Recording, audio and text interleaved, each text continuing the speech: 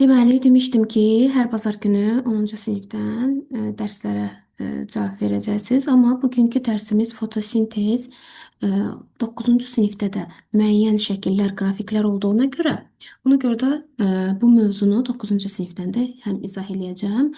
Əsas reaksiyaları 10-cu sinifdən, amma qrafiklər, şəkillərdə olan məlumatları isə 9-cu sinifdən izah eləyəcəm.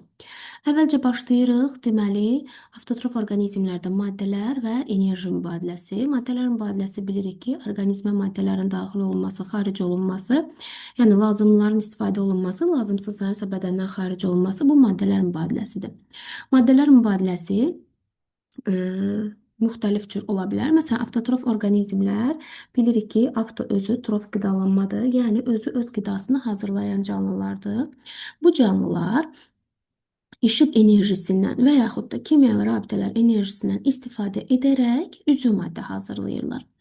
İşıq enerjisindən istifadə edən fototrof, yəni fotosintez edici orqanizmlər idi. Hansı ki, biz bunlara 3 aləmdə rast gəlirdik. Bitkilər aləmində, İstər ibtidai, istər ali, heyvanlar aləmində bir hüceyrəlilərdə rast gələ bilərik. Bakteriyalarda onsuz da hamısı bir hüceyrəlidir. Onların da fotosintez edən nümayəndələri də var. Keçən dərsdə onlar haqqında danışdıq. Dedik ki, yaşıl bakteriyalar, qırmızı bakteriyalar, bir də siyanobakteriyalardır. Və əgər sizə sual düşsə ki, fotosintez edən çox hüceyrəli canlılarda, deməli söhbət bitkilərdə gedir. Çünki bakteriyaların hamısı bir hüceyrəlidir. Deməli onların fotosintez edəni də bir hüceyrəlidir. Heyvanların içərisində də fotosintez edən yalnız bir hüceyrəli var. Volvoxla Evglin. Qalanları, yəni çox hüceyrəliləri fotosintez edir deməyəcək. Düzdür, indi bir ilbiz növü var, deyirik ki, o da yosunları yeyir, xromatoforunu həzm eləmir ki, onunla fotosintez edə bilir. Amma o da özünün orqanizmi deyil də, yediyi bu yosunların hesabına olur. İndi orada toxunacaq. Deməli, dedik ki, fotosintezdə işıq enerjisindən istifadə edərək neynir? Üzvü maddə hazırlayır. Fotosintezin intensivliyinə müxtəlif amillər təsir göstərir. Bunlardan da biri temperatur, karbon qazının qatılığı, konsentrasiyası və işıq, bu da mütləq təsir edir. Xarici amil, daxili amil kimi bunları qruplaşdıracağıq. Onu 10-cu sinif dərsindən deyəcəm.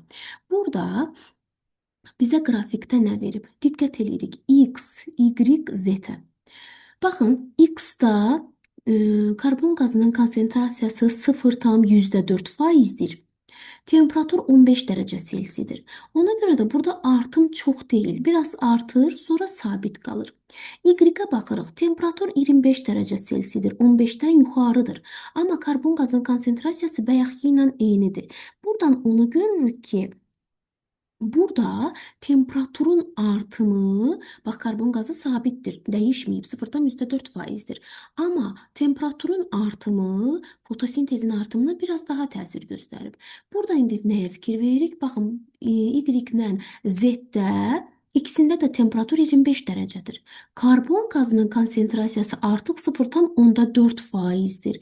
Deməli, karbon qazı, temperatur, bunların hər birinin ayrı-ayrılıqda fotosintezə təsiri var. Məsələn, temperatur 25 olsun, amma karbon qazı 0,4 olarsa, 25 dərəcə olanda karbon qazı 0,4 olandan aşağı gedir intensivliyi.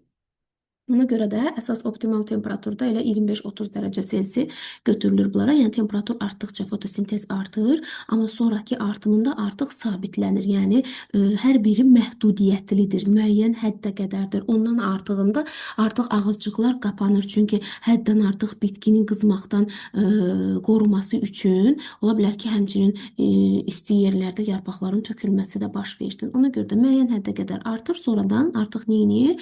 Sabitlənir. Burada da əsas fikir verirsiniz. Məsələn, 15 dərəcə Selsi 0,4, %4% karbon qazı ilə 0,4% karbon qazının fərqinə 25 dərəcə Selsidə ikisi də eyni temperaturdadır, amma 0,4% olanda daha intensiv fotosintez gedir. Fotos işıq, sintezis birləşmədir. Biz artıq bunu dəqiq bilirik. Sual kimi də düşsə, artıq biz bunu seçə biləcəyik. Günəş enerjisinin iştirakı ilə qeyri-üzv maddələrdən üzv maddə sintez eləməkdir. Bu proses xlorofilə malik canlılarda baş verir. Xlorofilə malik yaşıl bitkilər, xlorofilə malik bəzi bakteriyalar, bəzi bir hüceyrəlilər, yəni fotosintezin getməsi üçün bu canlıların xlorofilə malik olması lazımdır. İstər bitki, istər bakteriya, istərsə də heyvan. Və fotosintez nəticəsində hüceyrədə ilkin məhsul kimi monosaxarit yaranır. Bu da nədir? Glukozadır. Deməli, hüceyrənin ilkin məhsulu nədir? Glukozadır. Glukozada karbohidratları keçəndə demişik ki, monosaxaritlərə aiddir. Özü də heksoza şəklindədir, yəni 6 karbonludur. Sonra bu məhsuldan, baxın, glukozadan sonra müxtəlif polisaxaridlər, mürəkkəb quruluşlu zülalların, yağların, nuklein turşuların, digər üzvü birləşmələrin biosintezində istifadə olunur. Yəni bitkilərdə və fotosintez edən canlılarda glukoza başlanğıc bir məhsuldur. Bu məhsuldan istifadə edərək polisaxaridlər, mürəkkəb quruluşlu zülallar, yağlar, nuklein turşuları sintez oluna bilir. Yəni, sual düşsə ki, bitkilərdə və yaxud da fotosintez edən canlılarda zülallar, yağlar, nuklein turşuları nədən yaranır? Yəni, onların biosintezində nədən istifadə olunur? Glukozadan istifadə olunur. Elə bilin ki, bütün məhsulların ilkin monomeri glukozadır. Yəni, bu glukoza əmələ gəlməlidir ki, digər maddələrdə sintez olunmağa başlasın. Biz də bilirik ki, fotosintez ali bitkilərdə, ibtidai bitkilərdə xloroplast yoxdur. Ali bitkilərdə xloroplastlar da gedir. Xloroplast keçmişdik, demişdik ki, İki membranlı organoiddir. Onu sitoplazmadan iki membran ayırır. Sitoplazmanın içərisində plastidlər bitkilərdə, ali bitkilərdə xloroplastlar, xromoplastlar, leykoplastlar var. Xloroplastlar da əsasən, məsələn, günəş işığı düşən yerlərdə, məsələn, yarpağında, cavan gövdəsində xloroplastlara rast gələ bilirik. Çünki tərkibində xlorofil var, o da işığı udma qabiliyyətinə malikdir. İşıqda üzvü maddə əmələ gətirə bilir. Xloroplastın daxili hissəsi stroma adlanır. Stroma sözünün mənası döşənək xalçadır. Hər sözündə demişik, tərcüməsini öyrənməliyik. Məsələn, deyə bilər ki, daxili hissəsi dırnaq içərisində döşənək xalça olan organoid haqqında hansı ifadələr doğrudur? Deməli, söhbət gedir xloroplastdan. Siz bunun tərcüməsini bilməlisiniz ki, biləsiniz hansı organoiddir və ona uyğun xüsusiyyətlərini yazasınız. Stromanın içərisi rəngsiz maye ilə doludur. Xloroplastın daxili membranı stromada inkişaf edərək tilakoidləri əmələ gətirir ki, bunlar da üst-üstə yığılaraq qranları formalaşdırır. Necə dedik, tilakoidlər nədən əmələ gəlir? Xloroplastın daxili membranı stromada inkişaf edərək, deməli, tilakoidlər xloroplastın daxili membranından əmələ gəlir. Daxili membranı stromada inkişaf edərək, baxın, görürsünüz, daxili membran, bu daxili membranda elədir. Görürsünüz, bax, ondan əmələ gəlir. Görürsünüz, bu da daxili membranda, baxın, ondan əmələ gəlir. Deməli, daxili membran inkişaf edərək tilakoidlər əmələ gətirir. Tilakoidlər də üst-üstə yığılaraq qranları formalaşdırır.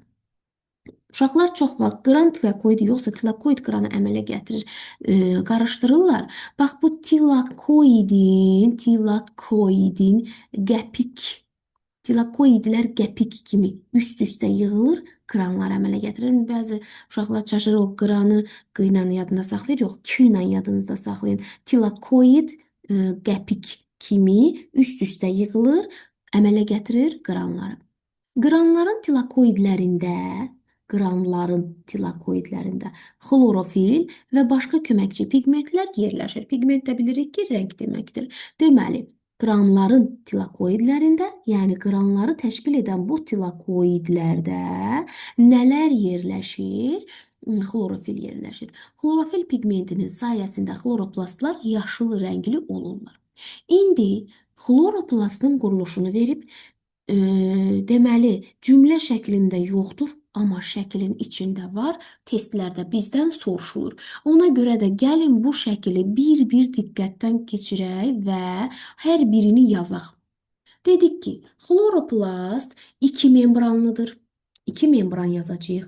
Daxili membranı, xarici membranı. Daxili membranından tilakoidlər əmələ gəlir. Bax, bir yazdıq, bir qoyduq. İki membranlıdır. Sonra 2 yazaq. Daxili hissəsi nə adlanır? Daxili stroma adlanır. Sonra yazacağıq 3. Stromada daxili membrandan tilakoidlər əmələ gəlir. 4. Tilakoid üstəgəl tilakoid yazın ki, yadınızda artıq qalsın. Tilakoid üstəgəl tilakoidlər, yəni tilakoidlər birləşir, əmələ gətirir qranları. Qranlar da hardadır? Stromadadır. Başqa stromada nə var? Baxın, ribosom. 5-ci yazırsınız. Ribosom. Onda burada zülal sintezi olunacaq. Elədir? Bəli, xloroplastın içərisində zülal sintezi gedir. Öz zülalını sintez edir. Baxın, burada polisom var. Polisom nədir? Bir neçə dənə zülalın birləşməsi. Çoxlu zülalın birləşməsi. Əvvəlki kitablarımızda yazırdı 4-dən 40-a qədər. Zülalın birləşməsi polisom adlanır. Ondan sonra nə var? Baxın, yağ var. Deməli, stromada yağa rast gəlinir cümləsi doğrudur.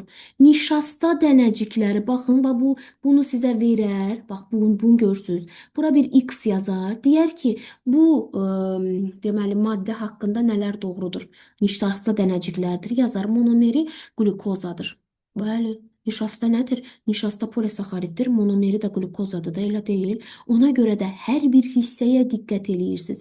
Sonra xloroplast DNT-si halqa şəkillidir. Xloroplastda olan DNT. Necə ki, bakteriyanın DNT-si deyirdik halqa şəkillidir. Baxın, bunların da DNT-si halqa şəkillidir xloroplastın içərisində. Bu oldu, deməli, xloroplastın daxili hissəsində nələr gördük? DNT gördük. Nişasta dənəsi gördük, yağ gördük, ribosom gördük, polisom gördük. Stroma elə daxili hissəsidir. Bundan başqa burada tilakoidlər də birləşdi, qranları əmələ gətirdi. Baxın, bunlar sizin üçün vacib məlumatlardır. Şəkildə var, cümlə şəklində yoxdur. Cümlə şəklində nə yağın, nə nişasta dənəciyinin, nə DNT-sinin halqa şəkilli olduğu, nə polisom qrupu, bunların heç biri yoxdur. Sadəcə bir dənə cümlə şəklində özünüz də gördünüz ki, yazıb xloroplastın daxili membranını stromada inkişaf edib tilakoidlər əmələ gətirir. Onlar da üst-üstə yığılır qranı. Amma görün nə qədər məlumat varmış xloroplast haqqında. Bunları özünüz üçün qeyd edirsiniz. Gəldik fotosintez. Dedik ki, ali bitkilərdə xloroplastlarda gedir. Fotosintezin fazaları, işıq fazası var, qaranlıq fazası var. Bunları reaksiyalarla indi 10-cu sinif dərsi ilə izah eləyəcəm. Buradakılara baxaq. Bəzi məlumatlar var ki, o dərslikdə yoxdur, burada var. Deməli, fotosintezin işıq və qaranlıq fazası adlanan iki mərhələyə ayırırlar. İşıq fazası yarpağa düşən günəş işığının təsirindən tilakoid membranlarında, bax bu tilakoidlər, qəpiklər, yəni tilakoidin membranlarında, axı o stromadan daha doğrusu daxili membrandan əmələ gəlmişdi, onun da membran quruluşu var da. Membranlarında olan xlorofilin elektronları həyəcanlanır, günəş işığın təsiri ilə həyəcanlanır və ondan ayrılır. Fermentlər tərəfindən tutulmuş elektronların bir hissəsi ADF-ə, bir ortofosfat turşusu qalığını birləşdirməklə ATF əmələ gətirir. Deməli, ATF necə əmələ gətirdi? Fermentlər tərəfindən tutulmuş elektronların bir hissəsi ADF-ə bir ortofosfat turşusu qalığı birləşdirir. Bu da ATF əmələ gətirir. Burada belə yazıb reaksiyanı, amma o birisində daha dəqiq öyrənəcəyik. Digər elektronlar suyun molekulyar oksigenə, hidrogen ionuna və elektronlara parçalanmasında iştirak edir. Digər elektronlar, hansı ki dedik xlorofilin həyəcanlanmış elektronlarıdır. Suyun işığın təsir nəticəsində parçalanması prosesi də fotoliz, yəni suyun fotolizi, yəni fotos işıq, lizis parçalanma, yəni suyun işığın təsiri ilə parçalanması adlanır fotoliz. Baxın, burada da verir, su işığın təsiri ilə parçalanır, hidrogen və oksigenə. Hidrogen ionu bir də oksigeni əmələ gətirir. Burada yenə prosesə baxırıq. İşıq fazası bu bizə göstərdiyi tilakoidlərdir. Deməli, harda getdi? Tilakoidin membranlarında getdi. Deməli, işıq fazası, qaranlıq faza harda getdi? Stromada getdiyində o birisi dərsdə daha aydın görəcək. İşıq fazasında baxın nə əmələ gəldi? ATF, ATF, hidrogen baxın işıq mərhələsində əmələ gəlib. Amma qaranlıq mərhələdə ATF baxın, ATF qaranlıq mərhələyə girmişdi. ADF şəklində çıxdı. Glukoza əmələ gəldi. İşıq mərhələsində oksigen əmələ gəldi. Bunların hamısı bizə şəkillə verir, amma sözlə vermir. Ona görə də qrafiklərə, şəkillərə mütləq diqqət eləyin. Deməli, bu prosesdə yaranan hidrogen ionu xüsusi daşıyıcı molekul ilə kimyəvi birləşmə əmələ gətirir ki, bunu deyəcəyik, bu NADF-dir. Bundan birləşir, NADH-a çevrilir və sonraki mərhələdə istifadə olunur, yəni qaranlıq mərhələdə istifadə olunur. Belə kimyəvi birləşmədə enerji ehtiyat halında saxlanılır və fotosintezin birinci fazası başa çatır. Bu fazada işığın olması vacib şərt hesab edildiyi üçün mərhələ işıq fazası adlanır.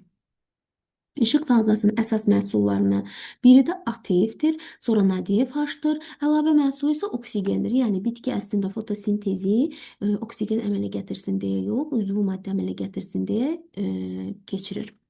İşıq fazasında suyun parçalanmasından ayrılan oksigen əlavə məhsul kimi xaricə çıxır və hüceyrənin tənəffüsü zamanı istifadə olunur. Həmçində digər canlılar da istifadə edir. Bir hissəsini bitki özü istifadə edir.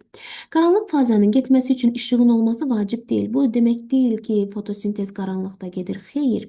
Qaranlıq fazanın getməsi üçün işıq lazım deyil. Amma qaranlıq fazanın olması üçün işıq fazanın birinci olması lazımdır ki, işıq faza olsun ki, qaranlıq faza olsun. Ona görə də çox vaxt uşaqlar çaşır, deyir ki, qaranlıq faza qaranlıqda gedir, gecə qaranlığından getmir söhbət.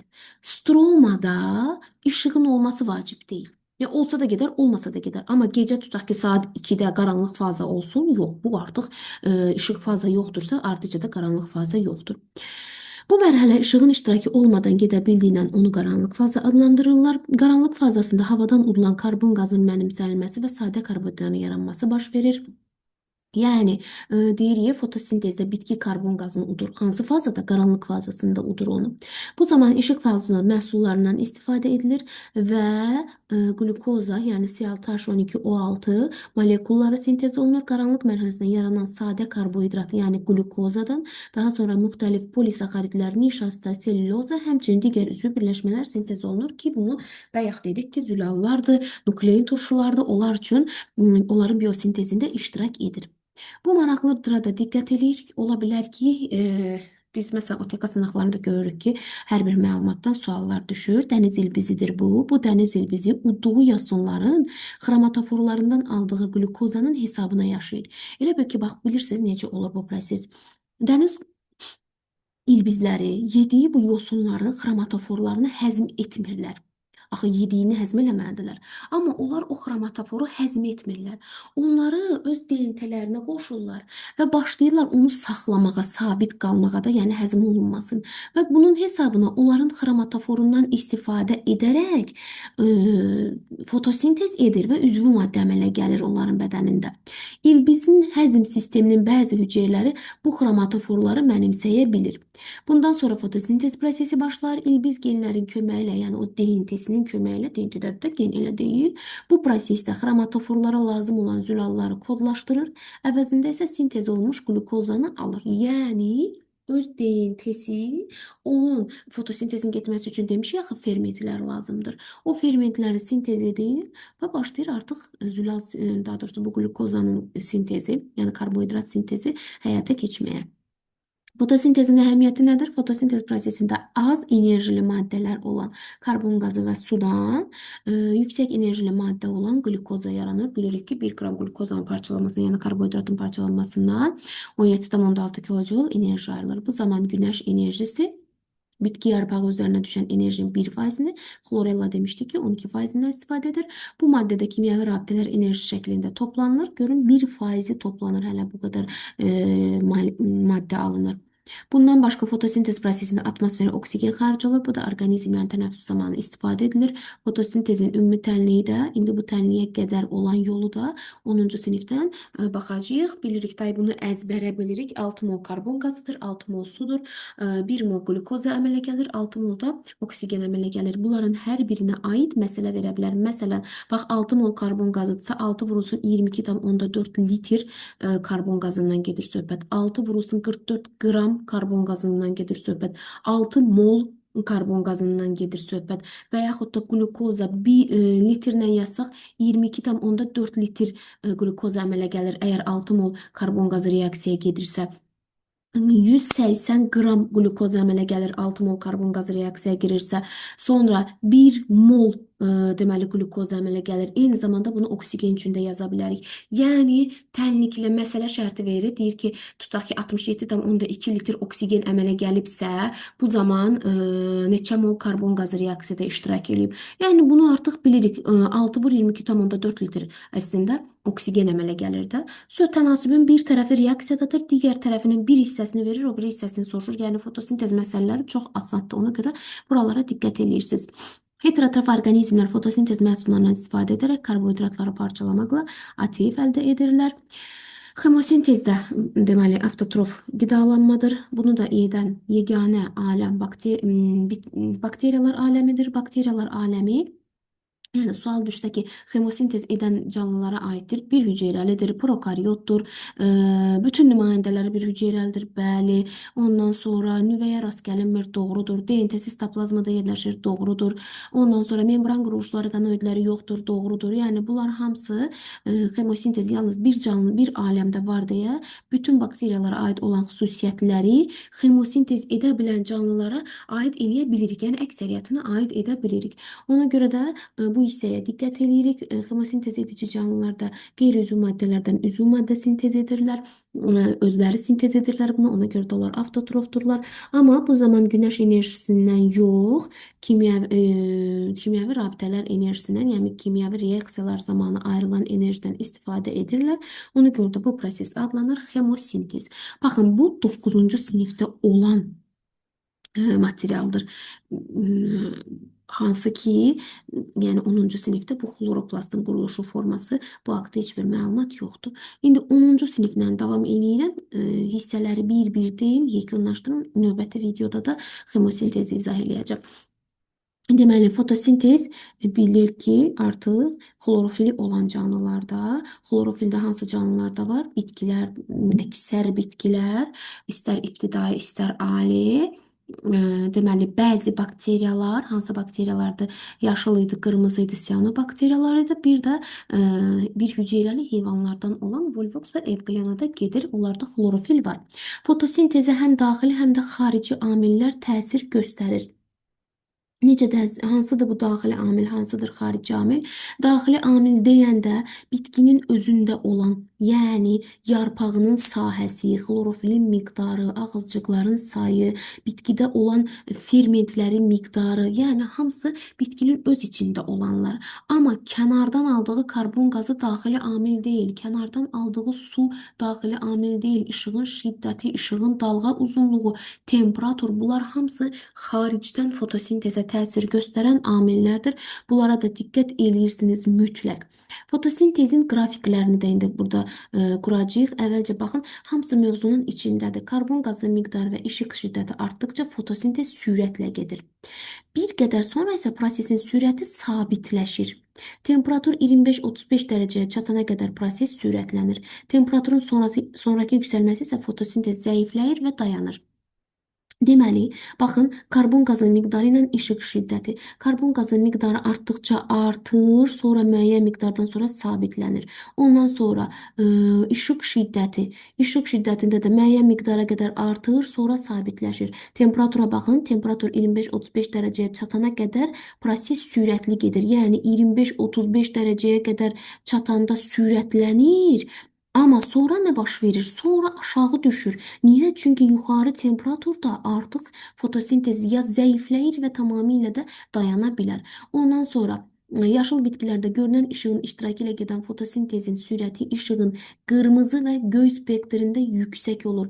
Qırmızıda və göydə də yüksəkdir, yaşılda düşür aşağı, qırmızıda da yüksəkdir. Deməli, qırmızı və göy spektrində yüksək, yaşıl və sarı spektrlərində isə zəif olur. Deməli, hansında yüksək oldu? Qırmızıda, göydə yüksək oldu, yaşılda, sarıda isə zəif oldu. Bu karbon qazına təsir edən hansı amillərdir? Xarici, kənardan olan amillərdir. Daxili isə xlorofildir, yarpağın səthinin sahəsidir, fermentdir, ağızcıqların miqdarıdır, yəni bitkinin özündə olan. İndi başladıq bir-bir burada mərhələ-mərhələ harda nə baş verir onları qeyd eləməyə. Fotosintez prosesində biz bilirik ki, bu tilakoidlərdə, tilakoidlərin membranlarında xlorofil var. İşıq şüası xlorofilin üzərinə düşəndə bu xlorofil həyəcanlanır. Elektronlarının bəziləri həyəcanlanmış vəziyyətə keçir. Həyəcanlanma zamanı baxın, elə bil ki, bu tilakoidin membranıdır. Membranın üzərində xlorofillər yerləşir. Bax, burada xlar yazıram. Bu xlorofillərin də elektronları var. Günəşin işığı, bu da olsun günəşimiz. Günəşin işığı xlorofilin üzərinə düşəndə bu xlorofil həyəcanlanır. Elektronlar da həyəcanlanır, həyəcanlanmış vəziyyətə keçir. Onların bir qismi öz orbitlərini tərk edir və elektron daşıyıcıları vasitəsilə qranların membranının xaricinə aparılır. Nə dedik? Tilakoidlər birləşib qran əmələ gətirmişdi də, elə deyil. Bunlar xlorofilin elektronları çıxdı hara? Tilakoidin, yəni tilakoidlərdə qran əmələ gətirmişdi, onların membranının xaricinə. Amma baxın, ha, bunun üstündə də xarici membran var. Ha. Yəni, bu harda gedir? Bu proses qranlarda. İşıq mərhələ qranlarda. Qranlarda harda? Tilakoidlərin membranlarında. Axı dedik, daxili membrandan tilakoidlər əmələ gəlir, onlar da birləşir, qranlar əmələ gətirir. Burada elektronlar mənfi yüklü elektrik sayısı yaradır. Gördük, mənfi yüklüdür. Harda? Daxili membranın xaricində. İşıq fazasında işığın təsiri ilə su da fotolizə uğrayır. Fotos nə idi? İşıq, lizis nə idi? Parçalanma. Yəni suyun işığın təsiri ilə parçalanması. Baxın, su bitki axı kökü vasitəsilə daim sudur. Bu da gəlib yarpağa və su da fotolizə uğradı. Nə əmələ gətirdi? OH və H ionlarını əmələ gətirdi. Sudan ayrılan proton tilakoidlərin membranının daxilində müsbət elektrik sahəsi yaradır. Yəni burada baxın, H müsbətlər. Toplandı hara? Tilakoidlərin membranının daxilində. Bax, bu tilakoidin membranı idi, elədir. Bunun daxilində toplandı. Qoy toplansın. Hidroksil ionu isə elektronunu verir və radikala çevrilir. Bu hidroksil ionu çox xeyirxah bir iondur. Öz elektronunu, hansı ki bu OH var idi, mənfi, bu öz elektronunu verir xlorofilə. Axı, itirmişdi o bayaq. Deyir ki, sən itirmirsən də, al verirəm sənə. Və çevrilir radikala. Radikallar sərbəst qala bilmir. Yəni, burada çoxlu su fotolizə uğrayıb da, hər suyun fotolizindən uğramasından bir dənə OH, bir dənə H, bir dənə OH, bir dənə H əmələ gəlir. Elə deyil. İndi nə qədər OH əmələ gəlib? Bu OH-lar hamısı elektronlarını xlorofilə verdilər, çevirdilər radikala. Radikallar da sərbəst qala bilməyib bir-biri ilə birləşirlər. Bu zaman bax 4 dənə OH birləşəndə 2 mol su və 1 mol oksigen əmələ gəlir. Deməli, neçə mol su olmalıdır ki, axırda 6 mol oksigen yarasın? Bir dənə fotosintezin indi əvvələ qayıdacağım təzədən. Bir dənə axırına yadımıza salaq. 6 mol karbon qazı yazırdıq, 6 mol su əmələ gəlir. Deməli, C6H12O6 üstəgəl 6 mol oksigen, elədir. Bu reaksiyaya girən sudur. Amma 1 mol oksigenin əmələ gəlməsi üçün, 1 mol oksigenin əmələ gəlməsi üçün 4 mol su fotolizə uğramalıdır. 4 dənə OH yaransın. Çünki 4 dənə OH-ın birləşməsindən 1 mol oksigen yaranır. Bir də deyirəm. 4 mol su fotolizə uğrasın ki 4 mol OH yaratsın. Bu OH da verəcəkdə elektronunu. Sonra bu 4 mol OH-dan 2 mol su üstə gəldə 1 mol oksigen əmələ gəlir. Elə deyil. Ona görə də, ona görə də sual düşə bilər ki, 1 mol oksigenin əmələ gəlməsi üçün neçə mol su fotolizə uğramalıdır? 4 mol. Niyə? Çünki gördük axı 4-dən OH-ı. Yaxşı, burada diqqət edirik. Deməli, radikallar sərbəst qala bilmir, birləşərək su və fotosintezin əlavə məhsulu olan oksigeni əmələ gətirir. Oksigenin bir hissəsi hüceyrə tənəffüsünə sərf olunur. Yəni, bu bitkinin özünün əmələ gətirdiyi o oksigenin bir hissəsini hüceyrə özü istifadə elədi. Artığı var, xaric edir, ətraf mühitə çıxarır. Ətraf mühitə çıxarda digər canlılar, eləcə də biz, yəni o atmosferə buraxır onu, biz də tənəffüs zamanı istifadə edirik. İndi mərhələlərə diqqət edək. Birinci nə oldu? Bax, sırayla soruşacaqlar sizdə imtahandan və yaxud da deyəcəklər ki, su fotolizə uğrayandan sonra nə baş verdi? Su fotolizə uğrayana qədər hansı proses baş vermişdi? Baxın, birinci xlorofil həyəcanlandı. Bax, bir xlorofil həyəcanlandı, elektron itirdi. 2 elektron hara getdi? Deməli, tilakoidin özünüz üçün yazın. Membranı xaricinə. Aha. İkinci bu oldu. Üçüncü nə oldu? Su fotolizə uğradı. Elə deyil. Su fotolizə uğradı. Nə əmələ gətirdi? OH-ı, H-ı. Dördüncü nə oldu? H müsbətlər daxildə toplandı. Beşinci nə oldu? Artıq OH iyonu elektronunu verdi, radikala çevrildi. Altıncı nə oldu? OH radikallar birləşdi, 2 mol su və 1 mol oksigen əmələ gətirdi. Artıq biz 6 dənə prosesi ard-arda bildik. İndi davamına baxırıq. Baxın, bunları dəqiq öyrənin, əzbərləməyin, başa düşün, mərhələləri başa düşün ki, bunun ardıcı budur. Bu onu itirir, o ona verir, o onu götürür, bu ona birləşdirir. Aydındır, bura diqqət edirsiniz. Xlorofilin elektronları su molekulunun protonlarının yaratdığı əks yüklü elektrik sahəsinin təsiri ilə potensiallar fərqi yaranır. Yəni, nə demək istəyir? Xlorofilin elektronları, baxın, həyəcanlananda çıxmış deyil, tilakoidi membran xaricinə. Yəni, xlorofilin elektronları ilə su molekulunun protonları deyil, suyun protonu nədir? H müsbətlərdir də, elə deyil. Biri xaricdə, biri daxildə. Bu deyir mən güclüyəm, o deyir mən güclüyəm və nə edir? Əks yüklüdürlər axı. Elektrik sahəsi yaradırlar. Və elektrik sahəsinin təsiri ilə potensiallar fərqi yaranır. Potensiallar fərqi 200 millivolt olduqda bu zaman tilakoidlər idi, qəpiklər, elə deyil. Tilakoidlərin membranı boyunca düzülmüş ATF sintetaza fermentinin arasında, burada biz dedik axı fermentlər də iştirak edir fotosintezdə. ATF sintetaza fermenti var idi burada tilakoidlərin membranında. Onu biraz geniş yazın. Qoy bundan işarəliyim. Aha, bax, belə yazıram. Bu ATF sintetaza fermentinin arasında proton kanalı açılır. Baxın, burada bir ATF sintetaza fermenti var idi. Onun arasında bir dənə, tutaq ki, bu olsun proton kanalı. Biraz balacadır, idarə eləyin, amma diqqətiniz burada olsun, başa düşün buranı. Proton kanalı açılır.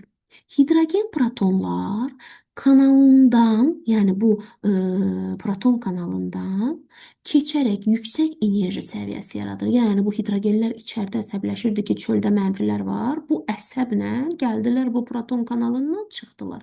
Hardan hara çıxdılar? Daxili membranın xaricinə çıxdılar. Baxın, energetik mübadilədə bunun tərs əksini deyəcəyik. Deməli, hidrogen hara getdi?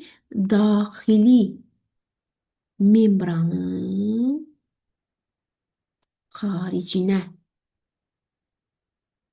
Daxildə toplanmışdı, axı su fotolizə daxildə uğramışdı. Aha.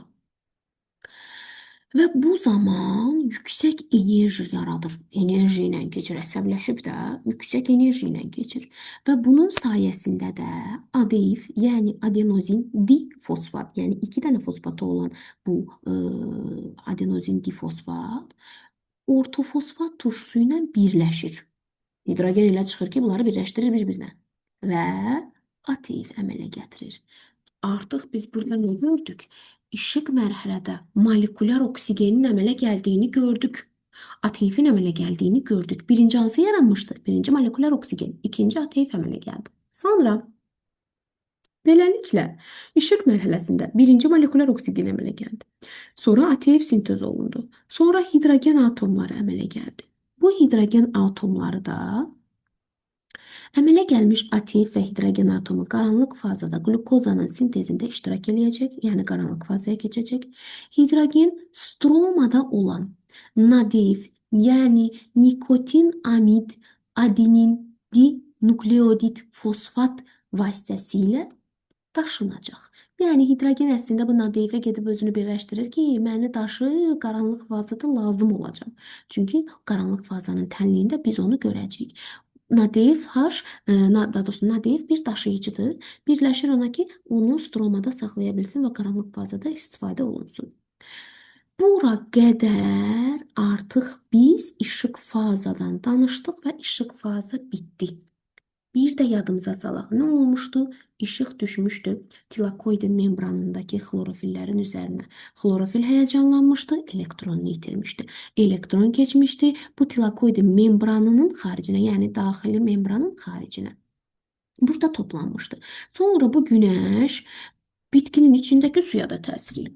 Bu suda fotolizə olub. Yəni işığın təsiri ilə parçalanıb. Nəyə? Parçalanıb OH-a H-a.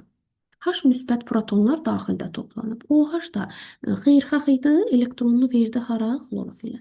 Nəyə çevrildi? Radikallara. Radikallar da ki, sərbəst qala bilmədi, birləşdi. Nə əmələ gətirdi? 2 mol su və 1 mol oksigen. Oksigenin lazım olan hissəsi hüceyrə tərəfindən istifadə olundu. Qalanı isə xaricə verildi. Sonra hidrogen daxildə idi, elektronlar xaricdə idi, yəni daxili membranın xaricində idi.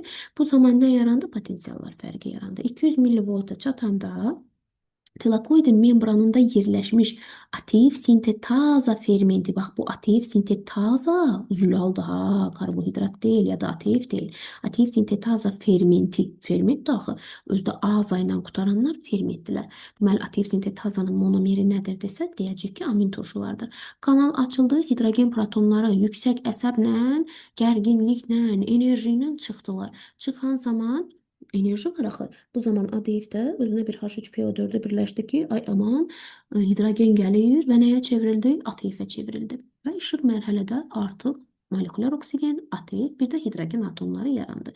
Hidrogen də ADF-ə özünü birləşdirdi ki, məni apar qaranlıq mərhələyə. Bu oldu işıq mərhələ. Diqqətlə qulaq assanız, yəni ardıcıl öyrənəcəksiniz, əzbərçilik deyil. Sadəcə mərhələlərin ardıcıllığını başa düşə-düşə öyrənin. Qurtardı, işıq mərhələ bitdi. Gəldik qaranlıq mərhələyə. Stromada 5 karbonlu karbohidrat pentoza olur. 5 karbonlu pentoza, penta 5 deməkdir, hexa 6 deməkdir. Pentoza olur. Fotosintez zamanı sxemdəki çevrilmə həyata keçirilir. Baxaq sxemə. S5 idi. S6'ya çevrildi. S6'lar qala bilmədilər. Təzədən S3'ə parçalandılar. S3 S6'ya təzədən çevrildi. Bundan da glukoz əmələ gəldi. İndi baxın S5'dən S6'ya, S6'dan S3'ə, təzədən S3'dən də S6'ya çevrilmə oldu da elə deyil. Ondan da glukoz əmələ gəldi. İndi keçirik. Baxın stromada gedən prosesi. Bax bu stromadır. Bu tilakoidin membranlarıdır. Görürsünüz tilakoidin membranı. Bax bu proseslər hamısı bax danışdığım buradadır. Elektronunu itirdi, xlorofil verdi çölə, içəridə suyun fotolizi hadisəsi baş verdi. Yəni bunlar hamısı bax bu tilakoidin membranlarının üzərindəki xlorofillərdir. Həyəcanlandılar, elektronu verdi xaricə, hidrogenlər toplandı daxildə. Bax bu da ATF sintetaza fermenti kanalıdır. Buradan proton kanalı yarandı. Oradan xarici olundu.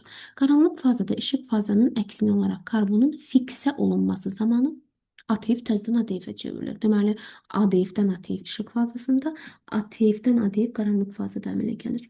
Sonra bayaq ADF H əmələ gətirilmişdi.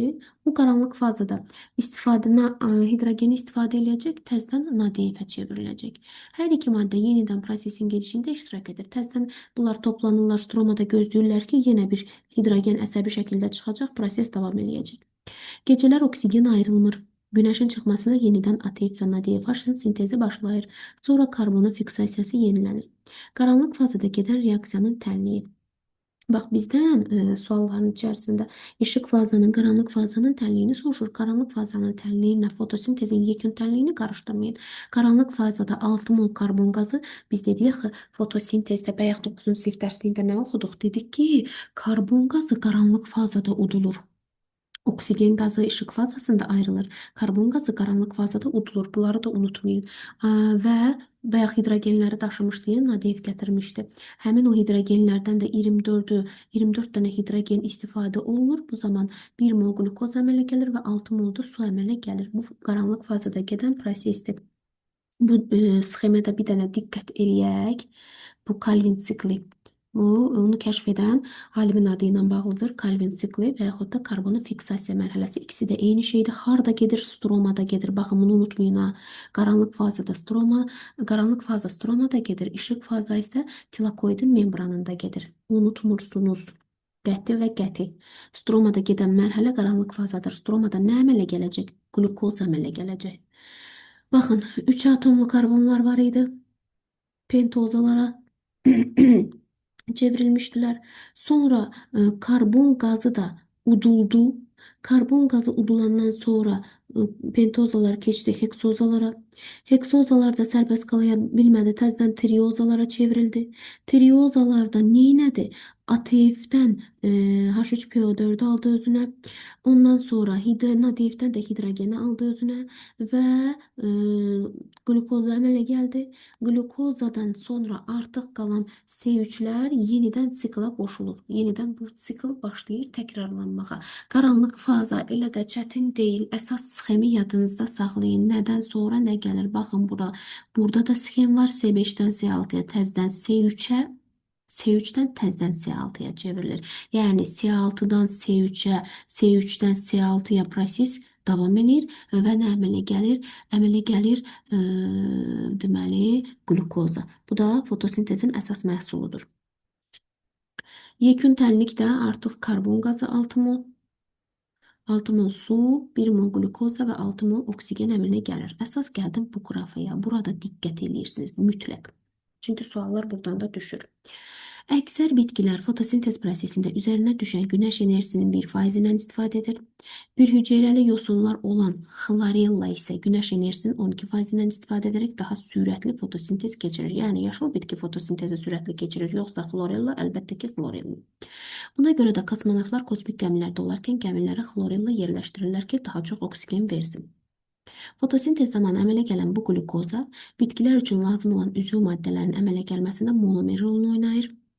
Yəni əslində glukoza bitkilərin lazım olan üzvü maddələr hansı ki zülaldı, yağdı, bunların hamısının əmələ gəlməsində monomer rol oynayır. İlkin məhsul budur.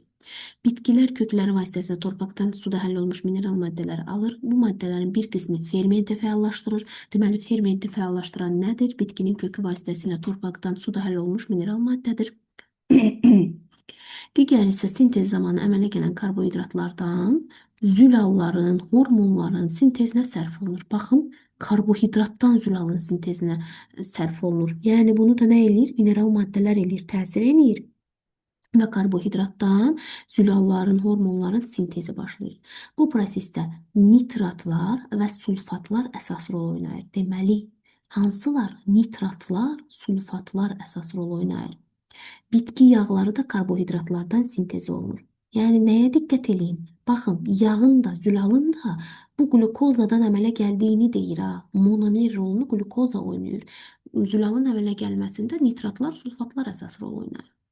Fotosintez nəticəsində xlorofilli canlılar günəş enerjisini kimyəvi rabitələr enerjisinə çevrilir. Canlılar sintez olunan maddənin və ayrılan oksigen hesabına həyatını davam etdirir. İndi gəldik fotosintezin məhsuldarlığında deyəcəm. Bir də bu 24 hidrogenə görə bir-iki sxemi deyib yekunlaşdırıram.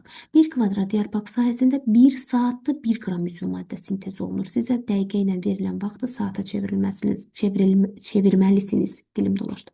Çevirməlisiniz ki, məsələni həll edə biləsiniz. Ona görə də neyinirsiniz?